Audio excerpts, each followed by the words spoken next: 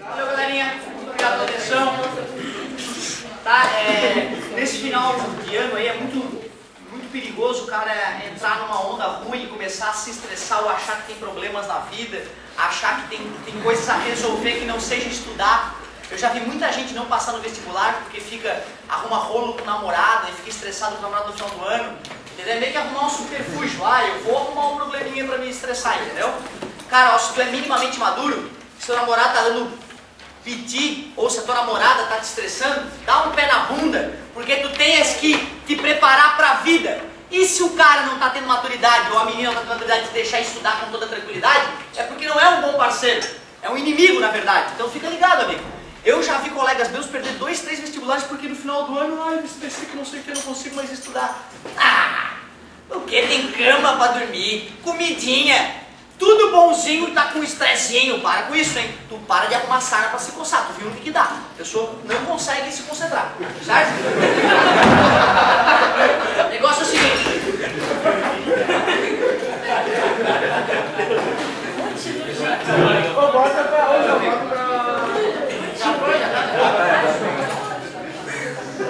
Pessoal, fenômenos ondulatórios, não se preocupem com a quantidade de matéria que a gente estuda. Eu vou te falar o seguinte, ó, em nenhuma hipótese tu vai deixar de entrar no vestibular porque a gente não viu uma matéria. Essa possibilidade não existe. Jamais pode ter certeza que depois que rolar o vestibular, né, tenho certeza, cara, se tu olhar nos vídeos, tu vai ver que todas as matérias foram faladas, todas, mesmo aquelas que tu errar. E se errou é porque de repente não praticou o suficiente. Pode ter certeza disso. Tá? Se tu faz 20% de exercício da apostila, tu passa em qualquer vestibular do país, cara. 20%. Tu imagina o louco que faz quase todos. O louco que faz quase todos, porque precisa ter tempo para fazer isso, né? Meu Deus, ele fica tão acima da média que medicina na UFSC é bobagem, mesmo com cota. Quando as galera falam da dificuldade de passar, é pro senso comum, é pra galera que não estuda muito, é pra média. Estudou um pouquinho, puf, fica acima da média, salário sobe, tudo sobe, autoestima sobe, certo? Número de pretendentes sobe, tudo. E outra, sobe a qualidade dos teus contatos, porque fazer faculdade na UFSC é um ambiente muito mais completo do que qualquer outra faculdade onde as pessoas se maquiam pra ir pra aula. Olha, uma baladinha à noite, olha, tudo maquiadinho. Que isso, cara? Tu não precisa te maquiar pra ir pra aula, bicho. É ir pra aula pra estudar, cara. Tu vai de chinelão se for o caso. Eu quero estudar essa porra, eu quero ser alguém na vida. Eu, quando fiz a Unisul, eu fiquei chocado, parecia uma boate. É uma boa faculdade, dá pra se formar bem, mas parecia que era uma balada quando o cara ia à noite pra aula. Saca? A galera matava a aula pra sair cedo pra balada, ia mais cedo pra tomar um trago. Toma trago antes de assistir a aula, cara. Meu cocô, será o cara na infância? Né? Tá entendendo? Então toma cuidado, cara. É agora deixa escolhendo qual caminho tu vai seguir. Eu te convido pra vir do lado da luz. O lado da luz grátis. Olha só que legal. Show de bola. Agora vai. Absorção. A absorção é quando a onda é absorvida. O que é ser absorvida? É perder energia. Que bom, né? Se as ondas não fossem absorvidas, cada ai que eu soltasse aqui na sala ia ficar ecoando. Não ia ser possível nem a comunicação. E quando eu falo, ó, passa 2 milissegundos, 2 décimos de segundo, o som já se extinguiu. Assim eu posso continuar falando uma em cima da outra e não há uma confusão, certo? Bom, a absorção. Como é que eu vou representar a absorção ocorrendo? Já que a onda está perdendo energia, a sua amplitude vai diminuindo. Olha lá, ó, cada vez menor a amplitude até que a onda se extinguiu, certo? Nada demais. A absorção pode ocorrer com todos os tipos de onda, só que tem materiais que vão absorver mais um tipo de onda, menos outro. Então, por exemplo, vidro. A luz passa bem pelo vidro, certo? Só que o infravermelho é absorvido pelo vidro. Por isso que as estufas são feitas de um material transparente, né? A luz entra e esquenta o ambiente, só que o infravermelho vai sair e é absorvido pelo vidro, mantendo o ambiente bem aquecidinho. Professor, ano passado tu falou de um cientista que estava no laboratório e por causa do barulho da posição dos equipamentos, ele ficou... Aí tem como algum jeito de fazer para a tua voz ficar tipo, ecoando direto? Assim? Ótimo. Na verdade é o seguinte, primeiro só deixa eu remontar um pouquinho a história do cientista para a gente lembrar o que foi. Ele começou a ter alucinações visuais no laboratório dele. Um dia ele viu a espada decorativa vibrar, viu qual era a frequência de vibração da espada, depois teve psicólogo, psiquiatra, ele não conseguiu descobrir o seu problema. Fez um estudo de vibrações no laboratório dele, percebeu que tinha uma onda mecânica vibrando no ar, gerada pelo ventilador, pelo exaustor que ele tinha recém-instalado. Esta frequência de vibração era igual à frequência do hipotálamo dele, certo? Uma parte do cérebro gelatinosa, como todo o cérebro, que pode vibrar. E essas vibrações no hipotálamo dele é que estavam gerando as alucinações visuais. Então ele era são. Tão são que não achou que era espíritos. Né? Ele foi lá e investigou e percebeu que a ressonância do hipotálamo com a vibração estava gerando alucinações. Trocou o exaustor de lugar, zerou os espíritos malignos, a vida dele ficou normal, certo? Então era um caso de ressonância que iludiu o cientista, fez quase ele acreditar em coisas do além. Olha que perigo, certo? Fala aí. Maria Madeira. E Maria Eduarda Cunha. A colega fez a mesma pergunta lá, professor, teria como fazer a reflexão total do som? É algo bem complicado, cara, porque o som não é uma vibração mecânica das moléculas. Quando essa vibração atingir uma superfície, é quase virtualmente impossível essa superfície não oscilar microscopicamente. E se vai oscilar microscopicamente, vai ter atrito entre os átomos e vai haver dissipação de energia. Porém, em alguns lugares, tem uma reflexão do som com tão boa qualidade que te impressiona. Não sei se vocês já foram no Parque Viva Ciência, ali da UFSC. O Parque Viva Ciência tem várias brincadeirinhas para mostrar esse tipo de coisa. Uma das brincadeirinhas são duas parabólicas feitas de fibra, uma lá, outra lá, com os focos bem direcionados uma para a outra. Aí uma pessoa vai bem no foco dessa antena, tem uma marquinha lá para ela falar, um negocinho, ela vai lá e fala bem suavemente. E o Asdrúbal está lá do outro lado, né? Nesse mesmo lugar, tem um lugar específico, e só que tu cochichar, o Asdrúbal vai escutar. Ninguém escuta, mas o Asdrúbal escuta, porque os raios que chegam pelo foco saem paralelos, batem na outra antena, e quando bate paralelo na outra antena, sai pelo... E como a pessoa está no foco, há uma grande concentração, então é bem legal. Essas antenas estão a uns 20 metros uma da outra, e tu sussurra, a outra pessoa do outro lado escuta, te comunica com outra pessoa, meio que magicamente, mas é só reflexão, adequadamente usada. Sim, sim, sim, é uma brincadeirinha bem famosa em alguns lugares. A PUC até eu diria que é mais completa. No passado também tinha uma empresa que os funcionários ficavam ali dentro de um barulho que a máquina emitia. Com certeza. Isso vai ser melhor explicado na sequência, mas é isso aí mesmo. Como onda com onda uma onda pode anular a outra, né? Se uma crista encontra um vale de mesmo tamanho, pode haver interferência totalmente destrutiva. Então, com certeza, empresas usam essa técnica para gerar silêncio com barulho. Olha que loucura. Tu grava o barulho das máquinas com o computador e faz com caixas de sons poderosas um barulho justamente oposto ao das máquinas. E a interferência deixa o chão de fábrica mais silencioso do que sem as caixas de som funcionando. Legal, né? O engenheiro mecânico também tem a capacidade de conseguir botar máquinas iguais em lugares específicos da fábrica para que seu som se anule. Certo? Não completamente, mas deixando a fábrica muito mais silenciosa do que era. É fato, eles usam esse tipo de técnica ainda hoje.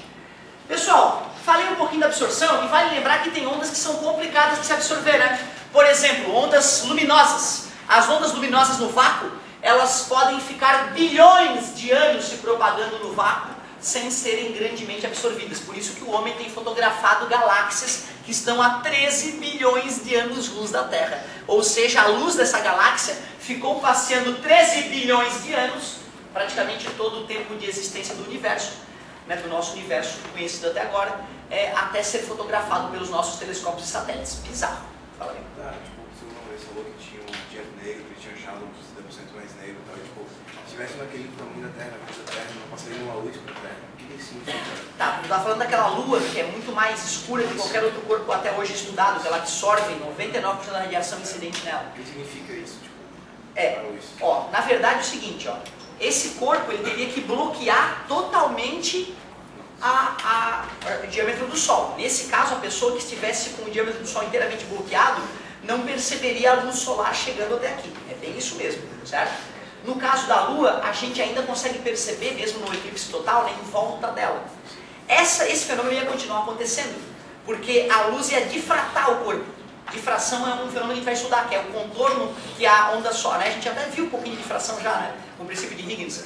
Então, como a luz vermelha contorna melhor, tu consegue ainda ver a Lua como se ela estivesse bem avermelhada, a cor de sangue, mesmo quando eclipsada, certo? Então isso ia continuar acontecendo. Então tu ia identificar o corpo por outros fenômenos, certo? Mas claro que a luz não ia conseguir atravessá-lo, porque mesmo que ele não fosse inteiramente negro, né, ele não deixaria a luz passar, por ser sólido, certo? Então o efeito seria parecido. Eu diria que tu veria vermelho também no corpo, avermelhado em função da difração que a luz ia sofrer, certo? Galerinha, olha só, reflexão é quando a onda bate no obstáculo e retorna ao meio de origem. Quando eu te ensinei reflexão, eu falei de que tipo de reflexão? Qual onda? Da luz, a onda luminosa. E aí tinha a famosa reta normal, o raio incidente e tem o ângulo de incidência. Aí vai ter o raio refletido e o ângulo de reflexão. Primeira lei da reflexão, o raio... Que bonito, muito obrigado. O raio incidente, o raio refletido e a reta normal são coplanares. É fundamental lembrar disso. O ângulo de... é igual ao ângulo de reflexão, segundo a lei da reflexão, não é isso? Só que isso a gente já estudou. Vimos até como é que se usa essas duas leis para gerar a imagem diante do espelho plano, né? Vimos por que a gente se ilude quando olha o espelho plano e jura que tem alguém atrás do espelho igualzinho a gente, né? Certo? Se tu não te vê mesmo no espelho, e o espelho é perfeito, tu não tem como identificar se aquilo é a realidade ou é refletido.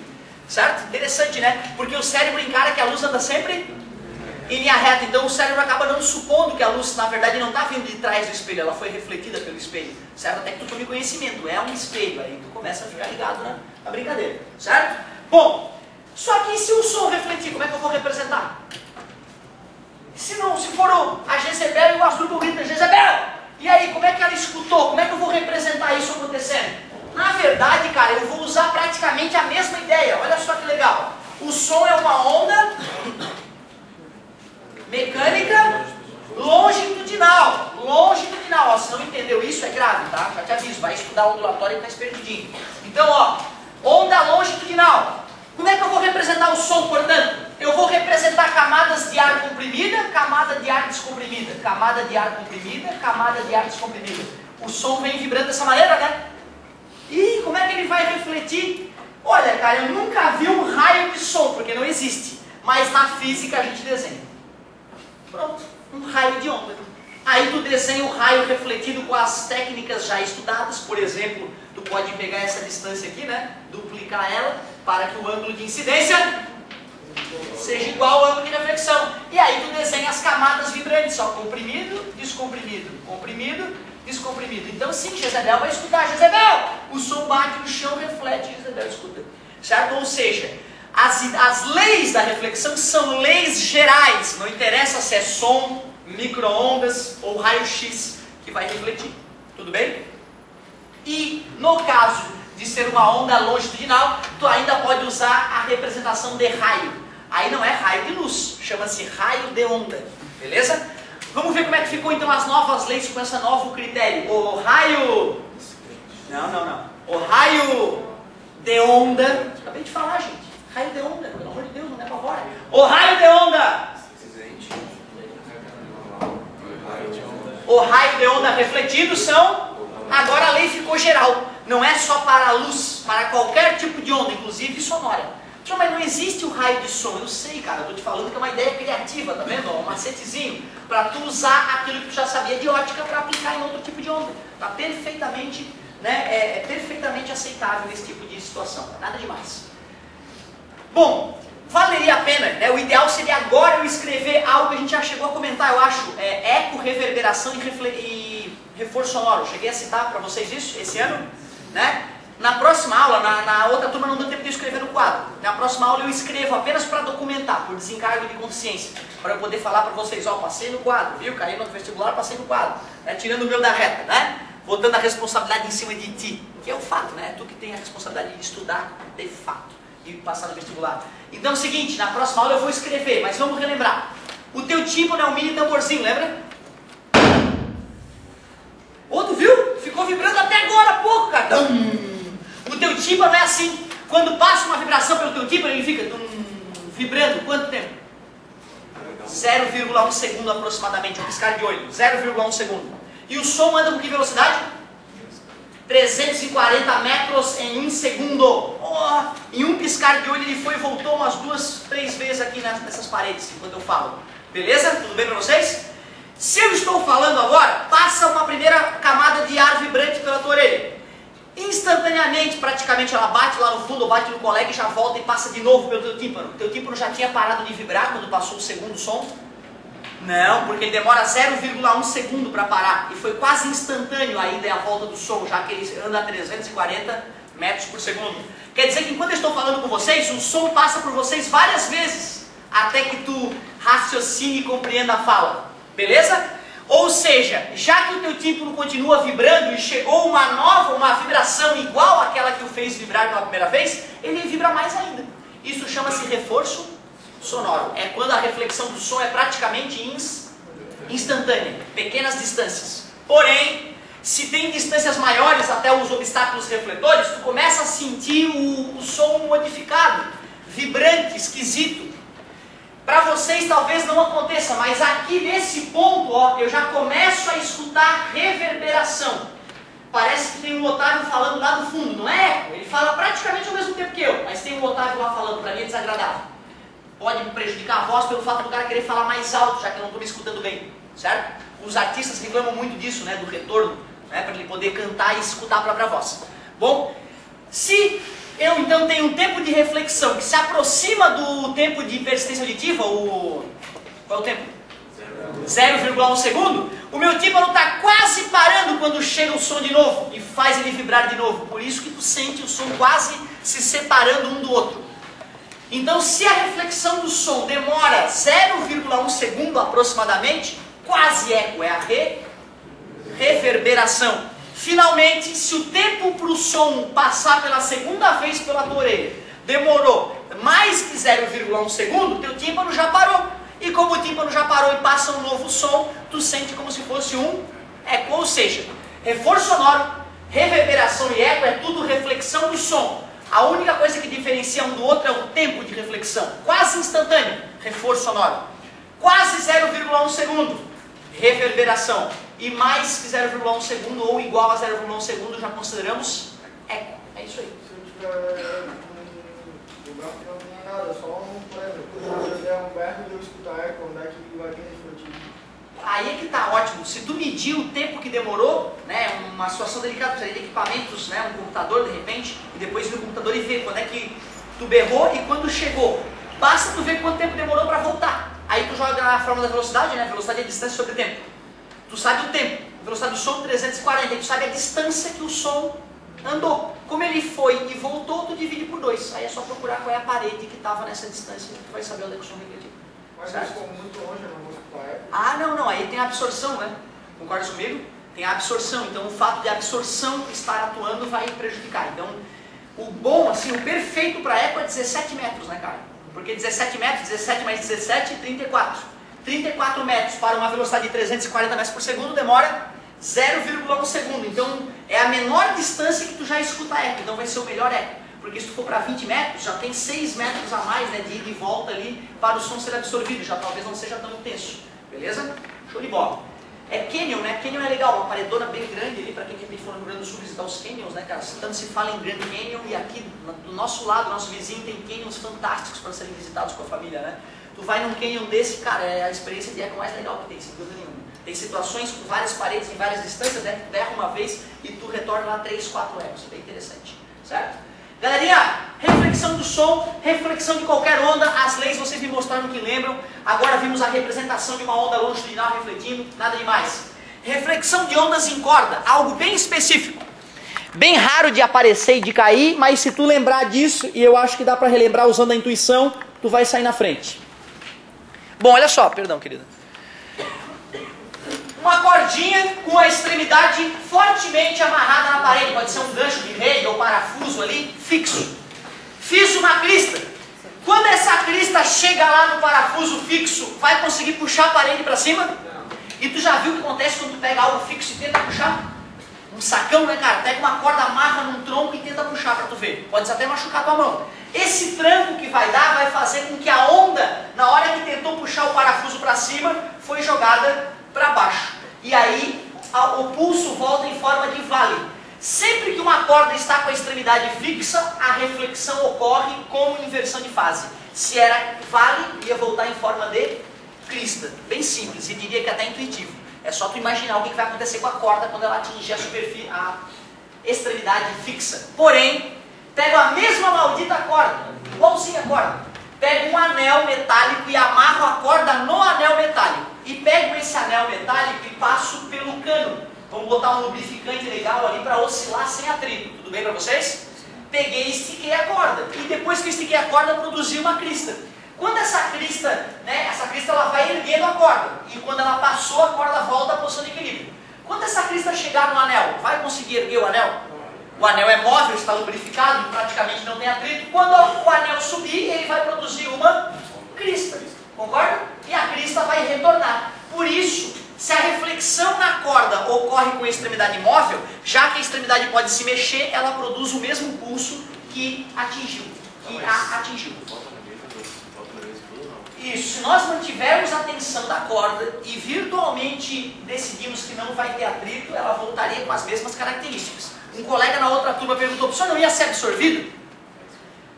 Claro, sempre ocorre absorção, certo? Só que os seres humanos perceberam que a natureza é muito complexa para ser estudada como um todo. Aí a gente começou a picar os fenômenos e estudar separadamente. Por isso eu separei o estudo da absorção, da reflexão, certo? Só que ocorre ao mesmo tempo. Então, se nós fôssemos fazer uma representação bem realista, a amplitude teria que vir reduzida, porque houve um pouco de absorção, sem dúvida nenhuma, certo? Aqui é o exemplo clássico dos instrumentos, né? Os instrumentos de corda praticamente não conheço nenhum, aliás, com a extremidade móvel. Acredito que sejam todos com a extremidade fixa, né? Certo? Botou a corda para vibrar, ela fica refletindo de um ponto e no outro, oscilando para cima e para baixo, e tu percebe lá no violão, né? Fica um tempinho vibrando, até que ela é absorvida e deixa ele se extinguir. Refração, mais uma vez vamos usar os conceitos já aprendidos em ótica para relembrar essa história. Bem light, hein? Bem teórica a aula de hoje.